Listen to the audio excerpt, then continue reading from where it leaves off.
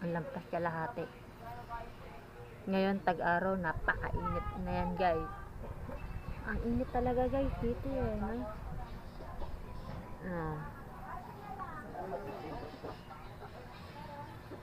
Kung ano nakikita, mainit.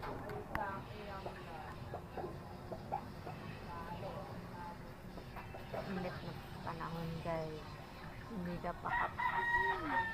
Hindi ka rin makakatulog ng hapon. Tag-init pa rin hanggang ngayon. Mainit guys. Ayan, nakikita mo yung mga yan. Kung ano-ano nang nakikita nyo dito sa mga bahay-bahay. Lahat ng bahay dito ay ayan na. Ito yung batang makulit. Akala nung hindi pa rin siya mapakali. Hello.